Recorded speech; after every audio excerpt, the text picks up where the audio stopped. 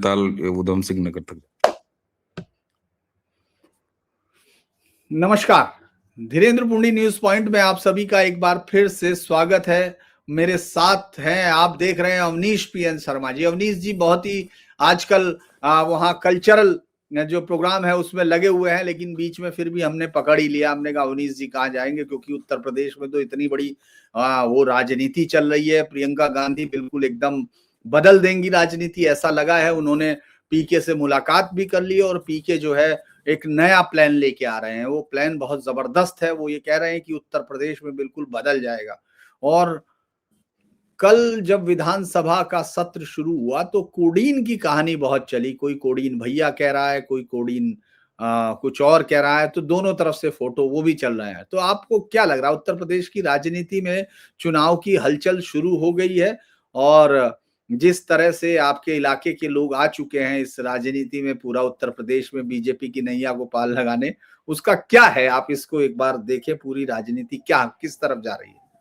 बिल्कुल सबसे पहले आपको नमस्ते और सभी दर्शकों को भी प्रणाम। जय जय श्री राम साहब। देखिए, उत्तर प्रदेश में वैसे भी 24 घंटे राजनीति चलती रहती है और राजनीति की धरती है। और जिस उत्तर प्रदेश को ये क्रेडिट जाता हो कि दिल्ली का रास्ता उत्तर प्रदेश से होके जाता है, जिसने प्रधानमंत्री इस देश को देने की फैक्ट्री खोल रखी हो, तो बट नेचुरल है अगर उसका अपना विधानसभा चुनाव ड्यू है तो फिर निश्चित तौर पर। और आज तो आप सोचिए कि 2014 से इस देश में उस तरह की राजनीति शुरू हुई है कि एक तरफ हम उसे कल्चरल रेवोल्यूशन बोलते हैं, तो दूसरी तरफ नफरत, हिकारत और नेगेटिविटी की पॉलिटिक्स है।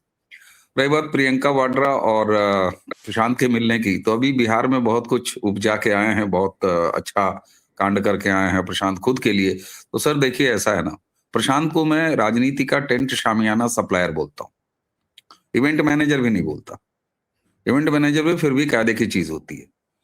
नरेंद्र मोदी का विरोध करके या नरेंद्र मोदी का समर्थन करके, ये दो क्लास ने बहुत खेला खाया है, कमाया है सर 2014 से। चाहे वो राजनीति में रहे हो, राजनीति करने वाले, या कंटेंट क्रिएटर्स रहे हों, चाहे वो मीडिया में रहे हों, चाहे वो राजनीतिक विश्लेषक रहे हों, जितने भी, आप किसी भी सेगमेंट को उठा लीजिए, यूट्यूबर्स को उठा लीजिए सर, दिन में 4 बार जो है नरेंद्र मोदी की सत्ता गंवाई, नरेंद्र मोदी की सत्ता चली जाएगी, तो ये तमाम चीजें हैं।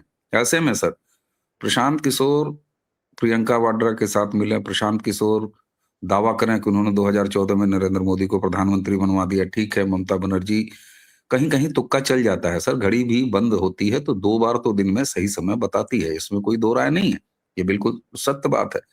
लेकिन सवाल ये होता है कि प्रशांत किशोर ने जब खुद राजनीति की, अपनी पार्टी बनाई, तो बिहार में क्या उखाड़ा, और वो चले हैं प्रियंका वाड्रा की नैया पार कराने। अब शकील अहमद साहब हैं, शकील अहमद ने एक बड़ी शानदार बात कही। शकील अहमद साहब ने एक उदाहरण दिया, उन्होंने कहा कि बिहार में क्या हुआ कि एक सीट पर एक निर्दलीय उम्मीदवार को 10,000 वोट मिले, तो संयोग से जो वहां पर जीते उनका देहांत हो गया। तो देहांत हो गया तो मिड टर्म पोल हुए, तो कांग्रेस ने ये सोचा, हम लोगों ने ये सोचा कि साहब इसको निर्दलीय को इंडिपेंडेंट रहते हुए 10,000 मिले वोट, तो अगर इसको हम कांग्रेस का सिंबल दें तो फिर वोट बढ़ जाएंगे और पार्टी की परफॉर्मेंस अच्छी हो जाएगी। और उनका नतीजा क्या हुआ? नतीजा ये हुआ कि जिस कैंडिडेट ने इंडिपेंडेंट के तौर पर 10,000 वोट हासिल किए थे, कांग्रेस के सिंबल पर लड़के उसके वोट आए 3,000। तो उन्होंने कहा कि कांग्रेस का सिंबल कुछ एड ऑन नहीं करता, बल्कि वो एग्जिस्टिंग जो ताकत है उस कैंडिडेट की, उसने घटा दिया, 7,000 वोट कम कर दिए साहब। तो उत्तर प्रदेश में कांग्रेस की यही स्थिति है, कांग्रेस को कंधा तलाशना।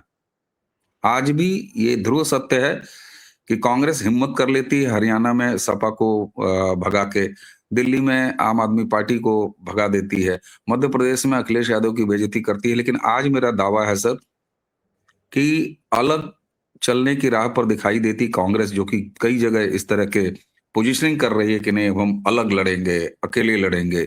दिल्ली के रामलीला मैदान में उन्होंने बहुत भारी रैली की, मैं तो वहीं था भगवान, मतलब दिल्ली की सड़कें पटी हुई थी। आप भी एनसीआर में रहते हैं सर, मेरे कानों में तो बोर्ड चोर, गद्दी चोर के मतलब बिल्कुल भयानक शोर सुनाई दे रहे थे सर। खोमचे वाले से भी कम संख्या रही होती अगर डीके शिव कुमार और वेणुगोपाल ने कुछ कोशिश नहीं की होती भाई लोगों को यहाँ पर पैसे देके भेजने की। सर, उत्तर प्रदेश में मेरा आज भी दावा है कि सपा के कंधे के बगैर कांग्रेस हिम्मत नहीं कर सकती विधानसभा चुनाव लड़ने की। मैं आज कह रहा हूं, आगे आने वाले चुनाव। अब सर, उत्तर प्रदेश में चुनावी गर्मी का आलम यह है कि एक तरफ कांग्रेस प्रियंका गांधी को या तो अपना नेता मान चुकी है या तो राहुल गांधी की विदाई तय है। अगर कांग्रेस की तरफ से प्रियंका लीड ले रही हैं और जिस तरीके से कई क्रमवार ऐसे डेवलपमेंट देखने को मिले हैं जिसकी वजह से लगता है कि 10 जनपद परिवार में ही भी अब ये बात पहुंच चुकी है कि भैया तुमसे ना हो पाएगा, पप्पू तुम कभी पास नहीं हो सकते। तो कहीं ना कहीं ये परिवार के अंदर की एक टसल भी दिखाई दे रही है। अगर आप देखिए तो लोकसभा में बोलने में पहला लीड लिया प्रियंका गांधी ने। उस दिन लोकसभा में आए तक नहीं राहुल। दिल्ली के रामलीला मैदान की रैली में भी आप देखिए कांग्रेस ने अकेले रैली की थी, किसी एलाइज को नहीं बुलाया था, अपने सो कॉल्ड एलाइज को। लेकिन वहां भी प्रियंका ने जो बात कही वही रिपीट करते हुए राहुल नजर आए, सेम टू सेम भाषण। तो कहीं मुझे लगता है कि एक ये, और उत्तर प्रदेश में आपने कहा कि लीड लिया है प्रियंका ने प्रशांत से मीटिंग करके। तो उत्तर प्रदेश के चुनावी माहौल में गर्मी तो आ रही है, लेकिन इसमें सबसे बड़ी गर्मी पैदा की है उत्तर प्रदेश के मुख्यमंत्री योगी आदित्यनाथ। सब खेमे में गर्मी है। एसआईआर का शुरू में विरोध ममता ने भी किया, यहाँ अखिलेश ने भी किया, लेकिन हकीकत क्या है? अब वही अखिलेश और उनकी पूरी पार्टी बीएलएस की संख्या जितनी भारतीय जनता पार्टी की है, जो उन्होंने बीएलओ के हेल्प के लिए लगाई है, बूथ लेवल जो उनके एजेंट्स हैं, उससे बहुत थोड़ी ही संख्या कम अब समाजवादी पार्टी की है। यहाँ मैं समाजवादी पार्टी को कांग्रेचुलेट करूंगा कि उन्होंने अपने कार्यकर्ताओं की में एसआईआर के विरोध का इशारा भी किया, उससे अपनी राजनीति भी सेकने की कोशिश की, लेकिन उन्होंने एसआईआर के इंपॉर्टेंस को समझा है और बीजेपी से कंधा एक तरह से, मतलब बराबरी करके, मैं साथ वाला कंधा नहीं कह रहा, बराबरी करके नेक टू नेक वो उस अभियान में जुट गए। उनको पता है कि एसआईआर कितना इंपॉर्टेंट है। लेकिन योगी आदित्यनाथ जी ने जो धमाका किया है उससे थोड़ी एक सतर्कता, या कुछ लोग अगर इसमें ये देख रहे हैं फलाने वर्सेस फलाने, योगी ने क्या कहा? योगी ने ठीक पंकज चौधरी जिस दिन लखनऊ में अध्यक्ष के रूप में उनका इंट्रोडक्शन हो रहा था, उनके भाषण में वहीं पर योगी ने कहा कि भैया देखो 4 करोड़ नाम कटने हैं और अब वो संख्या 3 करोड़ के आसपास आके ठहर रही है। योगी के पास फीडबैक है और योगी लगातार मतलब दौरे करने वाले आदमी है। और ये बात जब वो कह रहे थे तो करीब 5 मंडलों का वो दौरा करके आए थे। और मुख्यमंत्री के तौर पर डीएम जो कि जिला निर्वाचन अधिकारी होता है उससे फीडबैक लेना कि एसआईआर अगर उनके प्रदेश में चल रहा है तो कैसा चल रहा है, क्या स्थिति है, तो वो फीडबैक लेके फील्ड का लौटे थे। और तब उन्होंने जो सेका है भारतीय जनता पार्टी को और उसके काडर को, वो बड़ा जरूरी था। और एक चीज मैं बताऊं सर, ये काम एक योगी सन्यासी ही कर सकता है जो योग पथ से निकल के राजपथ आया है। अगर कोई राजनीतिक व्यक्ति उत्तर प्रदेश का मुख्यमंत्री होता, कतई अपनी पार्टी के अध्यक्ष के स्वागत समारोह के भाषण में ये काम नहीं कहता जो योगी आदित्यनाथ ने कहा। उन्होंने कहा कि भैया 4 करोड़ वोट कटने हैं और इसमें से 85-90% तुम्हारे वोटर हैं। ये वो किसको सुना रहे थे और संकेत क्या दे रहे थे? वो संभाल भी रहे थे, चेतावनी भी उन्होंने दी, उन्होंने मोटिवेट भी किया। और उत्तर प्रदेश के लिए एसआईआर कितना बड़ा कार्यक्रम है। देखिए सर, 25 करोड़ आबादी उत्तर प्रदेश की, 26-25 तारीख तक डेट बढ़ाई। और ये डेट क्या किसी नेताओं ने मांग की, किसी पार्टी ने मांग की कि डेट बढ़ा दो? नहीं, क्योंकि बीएलओस कर रहे हैं, सरकारी कर्मचारी कर रहे हैं, चुनाव आयोग करा रहा है। तो खुद डीएम्स ने ये कहा, पर्यवेक्षकों ने ये कहा कि नहीं साहब, काम पूरा नहीं हो पाएगा। और ईमानदारी से अगर एसआईआर करना है और जिस तरीके से सारे राज्यों में एसआईआर हम करा रहे हैं, तो अगर हम सीरियस हैं तो हमको समय बढ़ाइए। और बढ़ाया इलेक्शन कमीशन ने समय। और मैं तो एक चीज और कहूंगा सर, अभी 25 तारीख नहीं, मुझे पूरी उम्मीद है कि उत्तर प्रदेश में ये तारीख और बढ़ेगी, एक बार, कम से कम एक बार और एक्सटेंड होगी, क्योंकि 18 करोड़ 19 करोड़ मतदाता है।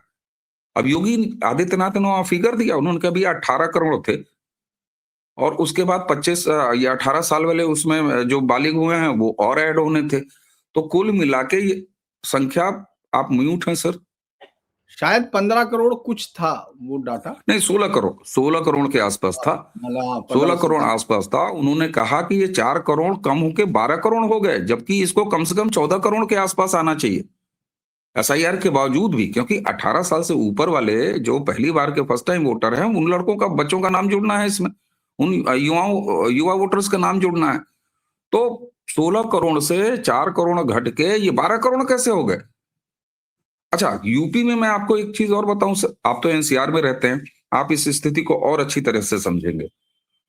जो दिल्ली एनसीआर का यूपी वाला एरिया है, जैसे गौतम बुद्ध नगर है और आपका गाजियाबाद का इलाका है, इन इलाकों में बहुत से गैर प्रांत के लोग जो दिल्ली एनसीआर में अपना रोजी रोजगार करते हैं, जो वहां पर नौकरियां करते हैं, वो आके बसे हुए हैं। ये अलग बात है कि वो सारे के सारे किराए पे नहीं है, उनके अपने ओन फ्लैट है, उनकी अपनी प्रॉपर्टीज हैं।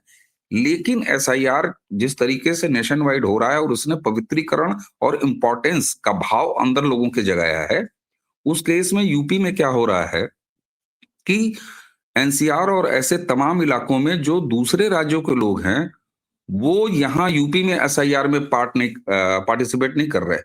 एक बड़ी संख्या, वो ये चाह रहे हैं कि हमारा जो गृह राज्य है, हमारा नाम वहां की मतदाता सूची में हो। तो इस वजह से भी एक बड़ी संख्या है जो वो नाम कम हो रहा है। अच्छा, वो सारा का सारा वोटर वर्ग उसमें से बिल्कुल योगी आदित्यनाथ ने सही कहा कि 85 से 90% वो बीजेपी का वोटर है। वो भले बंगाल का हो, वो भले राजस्थान का हो, बिहार का हो, किसी और राज्य का हो। लेकिन अगर दिल्ली एनसीआर के एरिया में है और यूपी की साइड है, तो वो फिगर योगी जी बिल्कुल सही दे रहे हैं। 85 90% वो आपका वोटर है और निश्चित तौर पर ये एक वैलिड कारण है। अब इसमें क्या करना चाहिए संगठन को? अब बताइए सर, आप 1 से डेढ़ साल का वक्त हो गया अगर मैं गलत नहीं हूं। उत्तर प्रदेश के भाजपा का पूर्णकालिक अध्यक्ष नहीं था।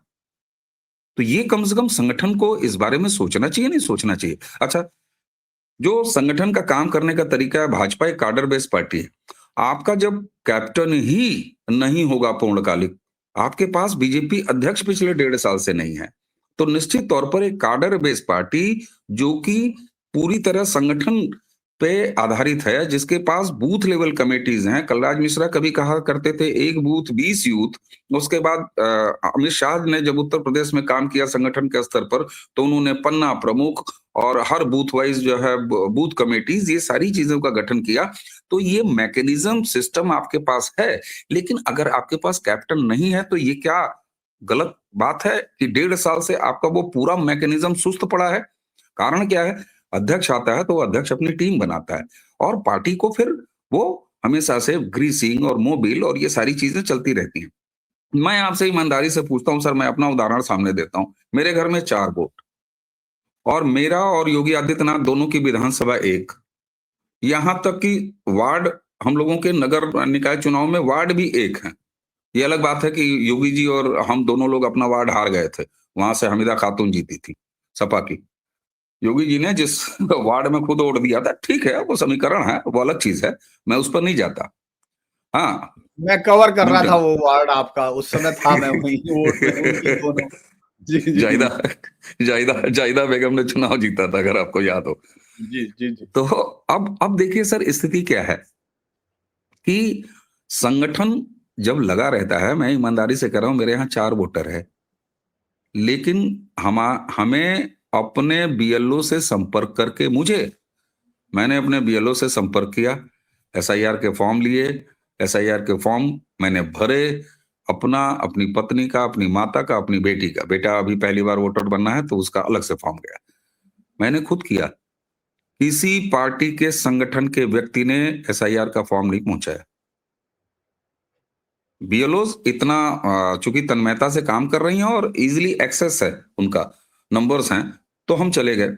आप मुझे ये बताइए, ये पेन सब लोग लेंगे और क्यों लेना चाहिए? यहाँ पार्टी संगठन क्या कर रहा है? आज मैं आपको बड़ी ईमानदारी से, मैंने वीरेंद्रनाथ भट्ट साहब के साथ बात की है, उसमें भी मैंने ये बात ईमानदारी से निकल के आई है। और कुछ चीजें खरी खरी जब योगी, अच्छा उससे आप देखिए, आत्मचिंतन, आत्म विश्लेषण और सेल्फ करेक्शन और कोर्स करेक्शन, ये बड़ा आवश्यक है सर।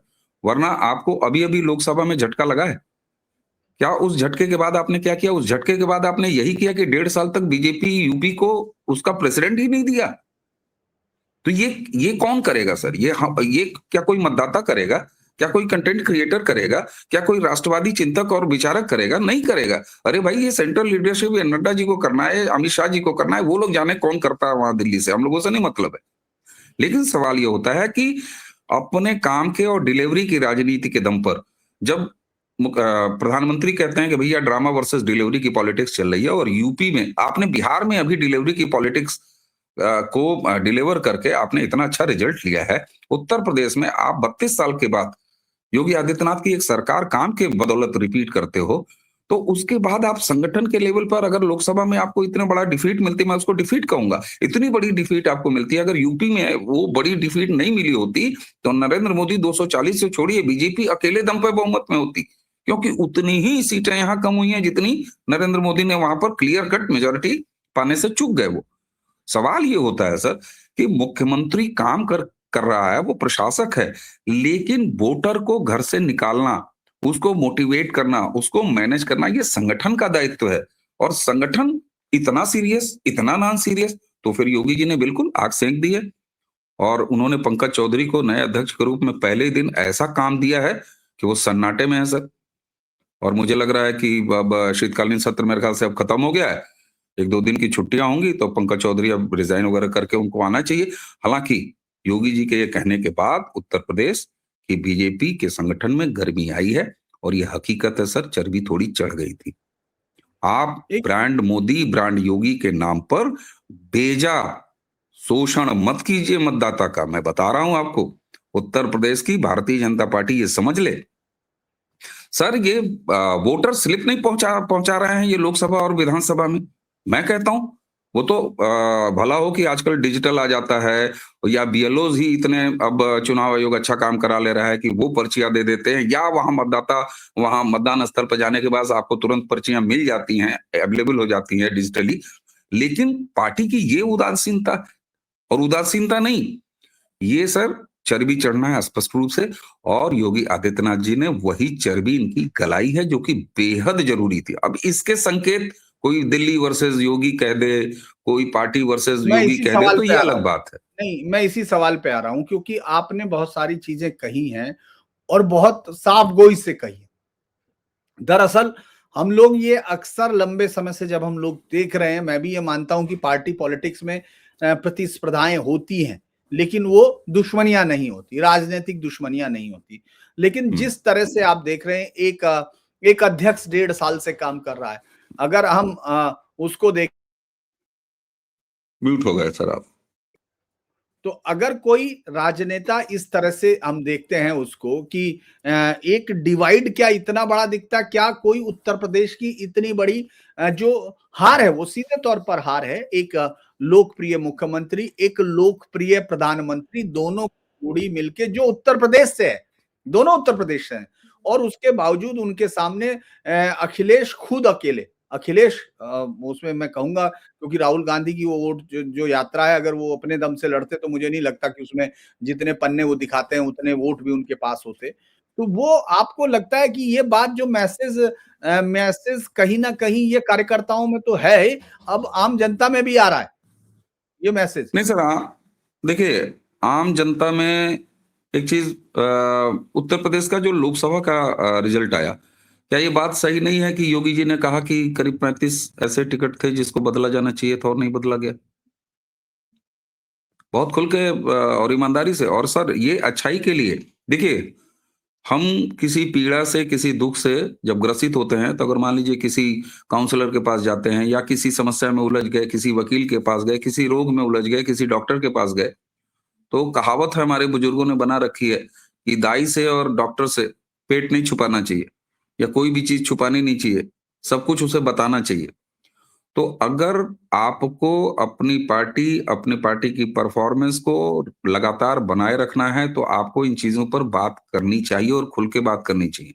बहुत सारे दर्शकों को लग रहा होगा कि आज अवनीश जी जो है वो भाजपा की बुराई कर रहे हैं। नहीं साहब, आपको अगर कोर्स करेक्शन करना है, तो आपको ये बातें करनी पड़ेंगी, उसी हिम्मत के साथ करनी पड़ेंगी जिस हिम्मत के साथ योगी आदित्यनाथ ने ये बात कही है।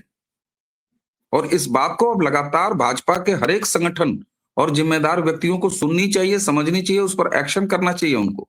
और हमारे आप जैसे लोगों का काम है, दर्शकों आप भी इसमें शामिल हैं। अगर आप राष्ट्रवादी सरकार को लगातार चुन रहे हैं और आपको लगता है कि ये सबसे बेहतर सरकार है 2014 से सेंटर में, उसके बाद यूपी में 2017 से, तो इस पर बात होनी चाहिए। मैं कहता हूं कि अगर उत्तर प्रदेश के मुख्यमंत्री 35 सीटों पर कैंडिडेट बदलने की बात कर रहे हैं, तो ये बात तो बिल्कुल यहाँ के एक-एक व्यक्ति को, जो भी थोड़ी सी पॉलिटिक्स से सरोकार रखता था, उसको सबको पता था कि गलत तरीके से टिकट बंटे हैं। मैं कुछ सीटों के नाम ले लूं, मुझे क्या फर्क पड़ता, मैं तो मिस कॉल वाला मेंबर बनी हूं, कोई राजनीति से मेरा दूर दूर तक मतलब नहीं है। मैं ना इनके किसी अनुकंपा के पद पे हूं, ना इनकी कोई पार्टी की कृपा पात्र और सरकार का कोई मुझे कृपा चाहिए। कानपुर की सीट पर किसको टिकट मिला साहब? टिकट मिलने के बाद लोग पूछ रहे थे ये कौन है? ये किस तरह के टिकट बंटवारे थे? ये किस तरह के टिकट बंटवारे थे? सबको ये पता था कि फैजाबाद लोकसभा सीट पर लल्लू सिंह हारने जा रहे हैं अगर उतार दिए गए तो। किसी सामान्य कार्यकर्ता को अगर वहां उतार दिया गया होता, और आज उत्तर प्रदेश में कम से कम ब्रांड मोदी और ब्रांड योगी की डिलीवरी वाली पॉलिटिक्स का ये जलवा है कि किसी सामान्य, मैं मजाक में कह रहा हूं, आप अवनीश पीएन शर्मा को कहीं का टिकट देके उतार दीजिए बीजेपी का, मैं भी सर लहर में निकल के आपको परफॉर्मेंस दे दूंगा, आपको मुझे विधायक जी नमस्ते कहना पड़ जाएगा। तो अब आपकी पार्टी का अगर ये क्रेडिट रेट है, उसके बाद आप इस तरह के काम कर रहे हैं, आप जान रहे, अच्छा इस बात से कैसे हम इनकार कर दें भैया कि आपके पास सबसे अच्छा फीडबैक सिस्टम है। प्रधानमंत्री जी की जीत का मार्जिन आपके पास इतना कम होके घट के रह गया, उसके बाद आपने उत्तर प्रदेश में 1.5 साल तक प्रदेश अध्यक्ष नहीं दिया। मैं नहीं जाता, मैं उसमें जाऊंगा ही नहीं, मैं पढ़ूंगा ही नहीं। मैं ये मानता हूं, मैं किसी कॉन्स्पिरेसी थ्योरी को कभी बाय नहीं करता सर। मैं कतई ये नहीं मानता हूं कि एक दूसरे का कद टकरा रहा हो या दिल्ली वर्सेस यूपी हो रहा, नहीं मान रहा मैं मानता हूं कि आप सबके लिए पार्टी प्रथम है, आप सबके लिए पार्टी माँ है, आप सबके लिए राष्ट्रवादी सत्ता और उसकी सेवा करना ही परम ध्येय है। मैं मानता हूं साहब, लेकिन उसके बाद भी क्या बड़े लोगों से अगर बड़ी चूकें हो रही हैं तो उसको कहना अपराध है क्या? योगी आदित्यनाथ ने ये इनिशिएटिव लिया है और मुझे लगता है कि बहुत समय रहते योगी आदित्यनाथ ने पार्टी को सुनाया है, और कम से कम अब नए अध्यक्ष जो कि उनका बड़ा सम्मान करते हैं, बहुत से लोग इस बात पर मजे ले रहे हैं कि भाई दोनों गोरखपुर के हैं, तो ठीक है भाई, उसमें एक सम्मानित योगी और एक पीठाधीश्वर और भक्त का रिलेशन है उनके बीच में, पार्टी का तो रिलेशन है ही है। लेकिन ये भी बात उतनी ही हकीकत है कि योगी आदित्यनाथ कभी भाजपा संगठन में काम नहीं किए, लेकिन उसके बाद भी अपने हर एक दौरे पर पार्टी के जिलाध्यक्ष को, वहां के विधायक को, वहां के सांसद को, मुख्य जनप्रतिनिधियों को पार्टी के, वो बुला के हर एक मंडलीय दौरों पर, समीक्षा दौरों पर योगी जी अलग से मिल रहे हैं। वो एक तरफ मुख्यमंत्री के दायित्व पर अपने सरकारी कामकाज देख रहे हैं, उसी डीएम से वो सरकारी और जिले के विकास का भी काम देख रहे हैं, उसका भी हिसाब ले रहे हैं। लेकिन वही डीएम जब इलेक्शन कमीशन की ड्यूटी करता है, तो वो जिला निर्वाचन अधिकारी होता है, तो योगी जी का ये दायित्व है, वो वहां भी लेते हैं। आप देखिए ना, एक पिटीशन भी सुना है, किसी ने दाखिल कर दिया है, अरे इन्होंने, ये कांग्रेस के अजय राय जो हैं अध्यक्ष, कि साहब ये चुनाव आयोग के काम में दखल डाल रहे हैं। अरे क्या कहा जाए, मतलब इन लोगों को इतनी अकल नहीं है कि वो अगर उत्तर प्रदेश के मुख्यमंत्री हो, यहाँ एसआईआर हो रहा है, उन्हीं का डीएम जिला निर्वाचन अधिकारी भी है, तो ये फीडबैक भाई ठीक से हो रहा नहीं हो रहा है, तुमको आप जो करा रहे हो, तो ये कोई इंटरफेरेंस करना थोड़ी ना होता है। सबसे महत्वपूर्ण बात यह है कि उत्तर प्रदेश भाजपा अपने अध्यक्ष के न रहने से निश्चित तौर पर जो एक कार्डर बेस्ड पार्टी है, जो 24/7 इलेक्शन मोड और अपने संगठन के मजबूती के लिए जानी जाती है, उसी की जिम्मेदारी है कि वो मतदाता को घर से निकाले, उसी की जिम्मेदारी है कि उसका एक भी मतदाता का नाम न कटने पाए। आप सोचिए, सपा मुस्लिमों की कितनी सेवा कर रही है, मुस्लिम बहुल इलाकों में उसने विशेष जोर दिया, कार्यकर्ताओं की टीम लगाई हुई है, और दूसरी तरफ आप एसआईआर के फॉर्म नहीं पहुंचा रहे हैं। ये फीडबैक क्या मुख्यमंत्री तक नहीं है? अच्छा, ये सारी फीडबैक चाहे लोकसभा की हो, 24 वाले रिजल्ट की, टिकट बंटवारे की, उसके बाद टिकटों के गलत कैंडिडेट्स के गलत सिलेक्शन की, मैं तो नहीं मान सकता कि सेंट्रल लीडरशिप जो पार्टी की है उसके पास कोई फीडबैक सिस्टम नहीं है। आपके पास अद्भुत फीडबैक सिस्टम है। अगर मैं प्रधानमंत्री नरेंद्र मोदी जी तब गुजरात के मुख्यमंत्री, तो मैं एक वाकयात, कुछ नाम मैं नहीं लूंगा, उत्तर प्रदेश के एक सर्वोच्च नौकरशाह, आप सोचिए साहब, गुजरात के मुख्यमंत्री थे और उनको बुलाया और बुलाने के बाद उस नौकरशाह से ये कहा कि आप तो पहली सर्विस फलाने जगह के एसडीएम से शुरू किए थे, एडीएम से। उनका जी सर। उसके बाद आप यहाँ के जिलाधिकारी रहे। बोले जी साहब। तो उन्होंने कहा कि फलाने 2 या 3 स्पेसिफिक जिलों के बारे में नरेंद्र मोदी ने उनसे पूछा था। कब? 2007-8 में। और तब भारत की नेशनल पॉलिटिक्स में नरेंद्र मोदी जी का कोई ऐसा एंट्री की वो खबरें नहीं थी। तो आप सोचिए कि प्रधानमंत्री गुजरात के मुख्यमंत्री, इसीलिए मैंने सर जेडी पे बोला था, जयपुर डायलॉग्स पे मैंने मंच पे बोला था, जब किसी ने मुझसे पूछ लिया, वो जब सत्र चल रहा था कि भारत की भविष्य की राजनीति, मोदी, योगी और हेमंता, तो मैंने कहा कि भाई मोदी को यह पता था कि मुझे प्रधानमंत्री बनना है और उन्होंने खुद को आगे किया और उसके बाद फिर 13 में उनके नाम का डिक्लेरेशन हुआ और उसके बाद 14 में वो प्रधानमंत्री बने, क्योंकि जनता भी तैयार थी। लेकिन उसके लिए पहले मोदी तैयार थे। इसी तरह अगर मोदी के बाद कौन, तो उसके लिए खुद को, उस व्यक्ति को तैयार होना पड़ेगा। ये वो वाला नहीं है कि किसी खानदान में कोई जन्म गया तो फिर वो प्रधानमंत्री उसी को बनना है। पीएम इन वेटिंग या पीएम इन बाय बर्थ वही है। तो ऐसे में आपके पास जब इतना मजबूत फीडबैक सिस्टम है, आप इतने कार्डर बेस्ड पार्टी हो, और तो और आपके पास आरएसएस जैसी एक ऐसी व्यापक सोच वाली और जमीन पर बिल्कुल कारपेट की तरह बिछी हुई, मैं कारपेट जब कह रहा हूं तो उपजाऊ कारपेट की तरह बिछी हुई आपके पास एक मात्र संगठन है।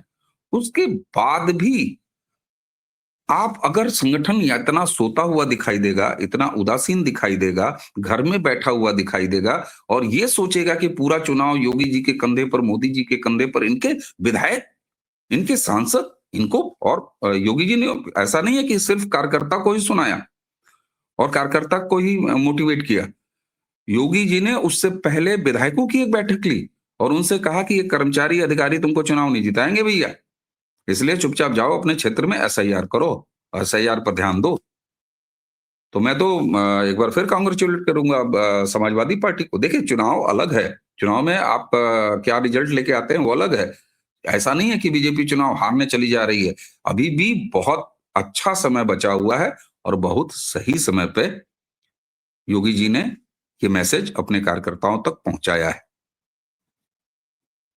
म्यूट है सर। अगर मैं इसको ये कहूं कि योगी 27 की चुनौती को ज्यादा सही से समझ रहे हैं, क्योंकि 24 के बाद जिस तरह से, भाई 24 की मैं नहीं मानता कि 24 जो है किसी वाटरलू से कम था, क्योंकि यूपी में ही साम्राज्य का मतलब मोदी विजय का रथ रुका, यहीं से शुरू हुआ था, यहीं रुका है। लेकिन बिल्कुल 27 का जो लड़ाई है वो और ज्यादा टफ होने जा रही है। ये अलग बात है कि देखिए आपने कुर्मी वोटर्स के तौर पर कुर्मी चेहरा जरूर दे दिया, क्योंकि कुर्मी वोटर्स के तौर पर आप इंतजार कर रहे थे। लेकिन जो सबसे बड़ी बात यहां दिख रही है वो दिख रही है कि अगर पार्टी और मतलब सरकार और संगठन दोनों में दो अलग अलग अंतर होगा, क्योंकि योगी का ये कहना, बहुत सारे लोग इसको एक एसआईआर के विरोध के तौर पर भी कह रहे हैं, जबकि मैं नहीं मानता। वो तो उन्होंने क्लियर नहीं। किया कि हमारे लोग एसआईआर में अपनी भूमिका नहीं निभा रहे जो उनको निभानी यस चाहिए, क्योंकि एसआईआर तो प्राइम एजेंडा है पार्टी का, क्योंकि वो प्रून करना चाहती है मतदाता सूची का शुद्धिकरण जो आप अक्सर बोलते हैं। तो मैं बिल्कुल। ये मानता हूं कि क्या ये 27 जो है अभी से इसकी चुनौती बड़ी दिख रही है, और ज्यादा बेहतर तरीके से कहूं कि योगी इस हीट को महसूस कर रहे हैं, इसीलिए उन्होंने सीधे तौर पर समझाया कि देखिए आप पार्टी के लोग हैं, राज्य में भी आना जरूरी है, पार्टी की लड़ाई राज्य की भी है। केंद्र हो सकता है कि आपके पास हो केंद्र में, लेकिन राज्य में तो मुझे चलाना होगा, राज्य में तो इस लीड को मुझे लेना होगा। इसीलिए कुछ ऐसा झलकता है आपको? सर थोड़ा सा मैं इसमें अलग राय रखता हूं। देखिए योगी एक 27 में एक बड़ी जीत की तैयारी और बड़ी जीत देखना चाहते हैं अपने तीसरे कार्यकाल में। मैं बड़ा साफ कह रहा हूं, उसके उसके आधार भी देता हूं आपको। और कहीं ऐसा नहीं है कि वो आप 27 की लड़ाई उन्हें कठिन दिख रही है तब उन्होंने ऐसी बात कही। मैं एक बार फिर कहूंगा, समय रहते उन्होंने ये कहा है कि इस छेद को भी हमें बंद कर लेना चाहिए। और ये मुख्यमंत्री जो डिलीवर कर रहा है दूसरी बार सत्ता लेके, वो ये बता रहा है संगठन को कि भाई मुझे क्या चाहिए। आपसे क्या चाहिए, ये टीम भावना के रूप में है, जिसमें प्रशासक के तौर पर मुख्यमंत्री और पार्टी संगठन को वो संदेश दे रहे हैं, वो बता रहे हैं, खुल के उन्होंने कहा। अच्छा ये बताइए, योगी जब ये कह रहे थे तो क्या उनको ये पता नहीं था कि ये पब्लिक डोमेन में बात जाएगी तो जा रही है? जी। जो लोग कह रहे हैं कि अरे अरे, तो ऐसा कोई क्या है कि उन्होंने बंद कमरे में कहा और वहां से आप खबर निकाल के ला रहे हो और सूत्रों के आधार पर कह रहे हो कि योगी जी ने बंद कमरे में गर्म कर दिया? नहीं, अरे योगी जी ने पब्लिक डोमेन में कहा। आप जो दिल्ली वर्सेस लखनऊ कराने का प्रयास जो लोग कर रहे हैं, तो भैया उन्होंने तो दिल्ली तक भी सुनाया ना, सीधे सुनाया, तुम क्या सुनाओगे? उन्होंने तो पब्लिक डोमेन में कहा, वो तुरंत सबको पता चला, वहां से कार्यकर्ता निकल के आए। और जब मुझे बताऊं, मुझे जब पता चला कि ऐसी बात उन्होंने कहा, तो मैंने एक सज्जन को फोन किया जो वहां मौजूद थे। मैंने कहा सुना दिए। तो देखिए कैसे उसका सकारात्मक प्रभाव पड़ा है। मैं निजी अनुभव से बताऊं, उन्होंने तुरंत पलट के मुझे कहा, अरे क्या बात करते हैं उन्हें, योगी जी ने मोटिवेट किया है और ये बात सही है कि हम लोग थोड़े से सुस्त हो रहे थे। अब आप देखिए काम शुरू हो जाएगा और हमारे पास बहुत समय है। तो योगी जी ने एक कैप्टन के रूप में ये साफ तौर पर बताया है अपने कोच को, क्योंकि मैं ये मानता हूं कि पार्टी का संगठन एक कोच की भूमिका अदा करता है, एक क्यूरेटर की भूमिका अदा करता है, जिस पर वो मुख्यमंत्री एक कैप्टन के रूप में बैटिंग करता है, अपनी टीम के साथ वो रन बनाता है, जिताता है और सामने परफॉर्मेंस दिखाता है। तो उन्होंने ये बताया है कि ग्राउंड स्टाफ, मुझे ग्राउंड ऐसा चाहिए, मुझे फिटनेस सेंटर ऐसा चाहिए, मुझे पिच ऐसी चाहिए, मुझे दर्शक इतने चाहिए, सारे दर्शक उद्यमी ना हो, बॉटल फेंकने वाले ना हो, ध्यान रखना जो लाइट है वो सही चाहिए, प्रसारण अच्छी तरह से होना चाहिए, माहौल अच्छा बनना चाहिए, ये बताया उन्होंने। और इसलिए जब 1.5 साल बिना अध्यक्ष के आप रखेंगे तो वो कमी तो गिनाई जाएगी। अब वो कमी क्यों रही ये आप जानिए, ये हमारा काम नहीं है।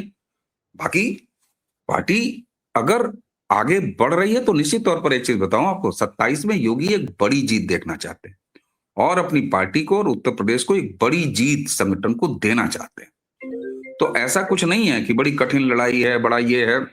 स्थिति आप ग्राउंड पे आने दीजिए और अभी तो गर्मी चढ़ेगी और ये गर्मी चढ़ने के पहले ये सब काम कर लेने चाहिए। और एसआईआर का विरोध गजब है, 15,000 लोगों की कैपेसिटी का 5 star detention centre Yogi ji ने बना के रखा हुआ और एसआईआर का विरोध कर रहे हैं। तो उन लोगों पर हंसी आनी चाहिए सर, कि जो लोग ये कह रहे हैं कि फलाने वर्सेस फलाने योगी जी डिग गए हैं, योगी जी एसआईआर का विरोध कर रहे हैं। अरे भैया पब्लिक डोमेन में उन्होंने बात कही और ये दम होना चाहिए। ये एक डेमोक्रेटिक पार्टी और उसके संस्कार का ये सबसे बड़ा उदाहरण है कि वो अगर कोई कमी होती है तो उस कमी को, एक घटना आपको बताता हूं 2019 के लोकसभा इलेक्शन का। योगी जी अपने गृहनगर गोरखपुर आए हुए थे। रवि किशन पहला इलेक्शन लड़ रहे थे, पहली बार उनको टिकट मिला था 2019 में। तो पीपीगंज एक एरिया है नेपाल हाईवे पर, सोनौली की तरफ आप जब जाएंगे तो वहां एक जनता इंटर कॉलेज है, वहां योगी जी को अपने कार्यकर्ताओं से कम्युनिकेट करना था, ठीक उसी तरह जैसे ये पार्टी कार्यालय पे अभी हुआ है। जो मैं उस कार्यक्रम में था, मैं रवि किशन के साथ था, तो ये हुआ कि मुझे कहीं से संदेश आया, क्योंकि रवि किशन तब यहाँ के लोकल चीजों को जानते नहीं थे, कहाँ कौन सा रूट है, कहाँ क्या है। तो मैं करीब 1 महीने रवि के साथ पूरे कैंपेन में, और मेरा काम ये था कि मैं रवि के साथ नहीं था, उनकी गाड़ी में भी नहीं रहता था, मैं अलग अलग रहता था। बस ये था कि एक नया बंदा आया है तो उस आदमी को कम से कम रूट, उनको ये अंदाजा नहीं होता था कि मैं लोकसभा के इस हिस्से में हूं, तो अगर किसी ने मेरी सभा उस हिस्से में लगा दिया तो मुझे कितना समय लगेगा जाने में, उस आदमी को इतना अंदाजा नहीं था। तो उनको just to make him familiar with Lok Sabha और ये सारी चीजें। तो मुझे संदेश आया कि योगी जी वहां पहुंच रहे हैं और चॉपर उनका जब लैंड होगा तो आप रवि जी को लेके और वहां मिलवा दीजिए, मतलब सामने आप रह जाइएगा, एक बुके और बाकी सारी चीजें। उसमें रवि जी की कोई भूमिका थी नहीं, वो तो कैंडिडेट थे, अपना प्रचार कर रहे थे। योगी जी आए और गए, हो गया। मंच पर जब गए योगी जी, तो संयोग से सारे जो विधायक थे वो लोग भी थे, रवि भी थे, मैं भी मंच पर था। योगी जी ने अचानक कहा कि सबको बस्ता मिल गया। तो उन्होंने कहा हाँ हाँ मिल गया, कुछ ना कहा नहीं मिला। एक बंदे ने आवाज लगाई, हैंडबिल महाराज जी बहुत गंदा छपल है। तो वो तुरंत ऐसे मुड़े, और प्रदीप शुक्ला सहजनवा से इस समय विधायक हैं, उस समय विधायक नहीं थे। प्रदीप को ये जिम्मेदारी थी स्टेशनरी की, मेरी नॉलेज में था। तो महाराज जी ने तुरंत मेरी तरफ, अब देखिए मतलब ये अब ठीक है, मैं पार्टी का नहीं हूं, लेकिन किसी भी तरीके से था। योगी जी ने ऐसे पलटा और उन्होंने कहा कि क्या ये वाकई सही बात है? मैंने कहा हाँ साहब, उसमें इतना गंदा पेपर है कि इस तरफ से जो छपा है पीछे की तरफ से भी दिखाई देता है। तो उन्होंने प्रदीप को तुरंत बुलाया, और उस समय महामंत्री थे, मेरे ख्याल से जिला महामंत्री थे प्रदीप, और उन्होंने कहा कि ये गलत बात है, और ये जितना कितना पैसा गया है, इतना पैसा गया। एक-एक चीज़ का ध्यान रखते हैं। बोले कितना पैसा गया है? इतना पैसा गया है। बोले उसका सारा पेमेंट रोक लो और उसको कहो कि 5 लाख तुरंत छाप के दे। तो आप सोचिए कार्यकर्ताओं से इस तरह का वो संवाद करते हैं। एक पैम्फलेट अगर गलत छपा था, खराब क्वालिटी का छपा था, उनको इस बात की चिंता थी, उन्होंने उसको रिप्लेस कराया। साथ में मुझसे उन्होंने कहा कि जरा इनसे भोजपुरी बुलवाइए, थोड़ा कहिए।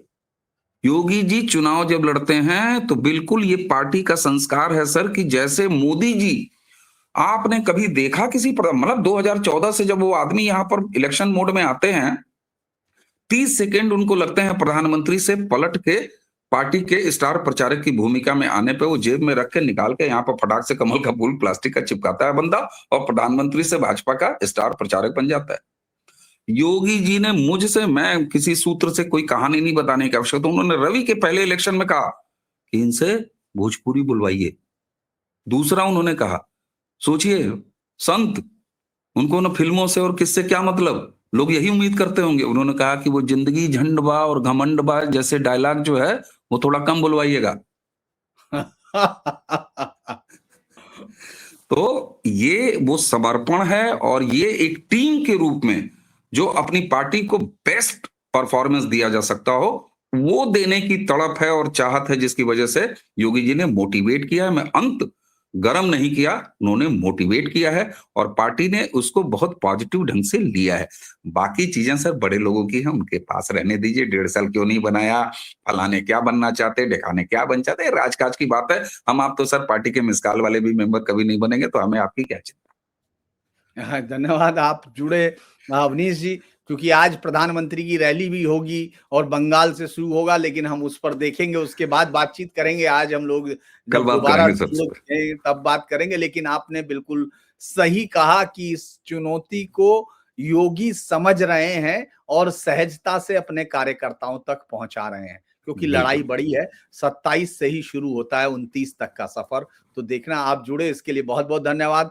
तमाम दर्शकों से अनुरोध है कि प्रारब्ध के साथ आपका जो रिश्ता है वो और बढ़ाना है, उसको और मजबूत करना है, और साथ में धीरेन्द्र पुंडी न्यूज पॉइंट पर भी आपको रहना है, और इस समय इसको भी आपकी जरूरत है। तो आप जुड़े अवनीश, एक बार फिर आपका बहुत सर बहुत धन्यवाद, और तमाम दर्शकों को लाइक, सब्सक्राइब, शेयर और सपोर्ट करने के लिए मेरा अनुरोध। नमस्कार। नमस्कार।